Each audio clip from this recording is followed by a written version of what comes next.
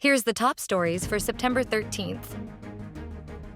The Malacanang names the independent flood control probe team members an advisor. The Philippines files diplomatic protest against China over Scarborough Nature Reserve. The DND and AFP reject calls to turn its back on the government amid corruption woes. The South Korean embassy says the Philippines remains a valued partner of South Korea despite loan deal suspension. PAGASA says a low-pressure area inside PAR is to bring scattered rains and flood risks. Eala loses her steam and succumbs to Indonesian rival in Sao Paulo open quarters. The Malacanang announced 2 of the 3 members forming the Independent Commission for Infrastructure, a body created to investigate alleged corruption, irregularities, and misuse of funds in government flood control and other infrastructure projects over the past decade. In a press briefing on Saturday, September 13th, Communications Undersecretary Claire Castro named former Department of Public Works and Highways Secretary Rogelio Babes Singson as one of the 3 members of the commission. Joining him is Rosana Fajardo, a certified public accountant and country managing partner of SGV & Company. Meanwhile, the chairperson of the commission will be announced in the coming days. In addition to the veteran reformers, Baguio City Mayor Benjamin Magalong was tapped as special advisor and investigator for the ICI.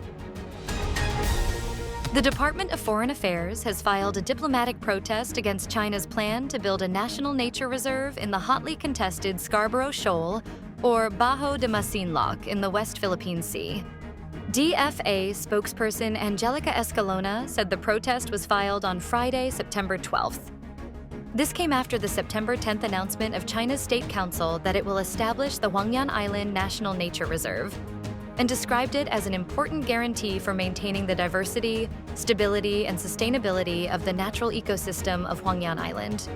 Scarborough Shoal sits just 124 nautical miles from the west of the Philippines' main island of Luzon, well within its exclusive economic zone. In contrast, it is more than 470 nautical miles away from mainland China's southernmost province of Hainan. The Department of National Defense and the Armed Forces of the Philippines reaffirmed their commitment to the Constitution and their mandate to the Filipino people, rejecting politically motivated calls for the military to withdraw support from the government amid heightened political noise and allegations of corruption in flood control projects. In a joint statement issued Friday night, September 12th, DND Secretary Gilberto Teodoro Jr. and AFP Chief of Staff General Romeo Bronner Jr. stressed that both the DND and AFP remain professional and nonpartisan institutions that continue to safeguard the nation and its democratic foundations. The defense and military leadership also rejected attempts by certain groups to draw the AFP into unconstitutional and unilateral actions, reiterating that the armed forces strictly follow the Constitution and the chain of command. The South Korean embassy in the Philippines maintained that despite the suspension of a feasibility study on a possible loan deal with the country, Manila remains to be one of Korea's most valued partners. The embassy said in a statement posted on Facebook on Friday, September 12th, that despite current circumstances, the Philippines remains one of Korea's most valued partners, and Korea remains fully committed to advancing development cooperation partnerships between the 2 countries. The embassy further clarified that the suspension of the feasibility study on the project in question is unrelated to the Philippine government, referring to the reported cancellation of a 700 billion won, or 28.7 billion pesos infrastructure loan to the Philippines announced by South Korean President Lee Jae-myung himself on Facebook. Instead, the embassy explained that the decision was made solely to allow for the verification of matters that had been raised in Korean media reports.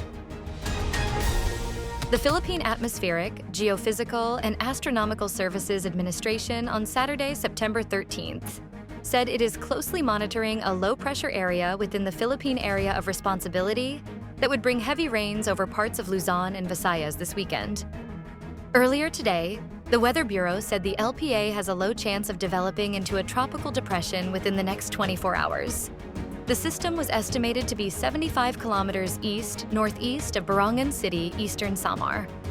Cloudy skies with scattered rains and thunderstorms due to the LPA, with possible flash floods and landslides, are felt in Metro Manila, Visayas, Calabarzon, Bicol Region, Northern Mindanao, Caraga, the Mindoro Provinces, Marinduque, Romblon, and Zamboanga del Norte. Alex Eala couldn't maintain her early surge and succumbed to Indonesia's Janice Chen, 4-6-1-6, in their quarterfinal match at the Women's Tennis Association 250 São Paulo Open early Saturday, September 13th, Philippine time. Riding a 7-match win streak, the 20-year-old Eala looked poised for another victory after storming to a 3-0 lead in the opening set.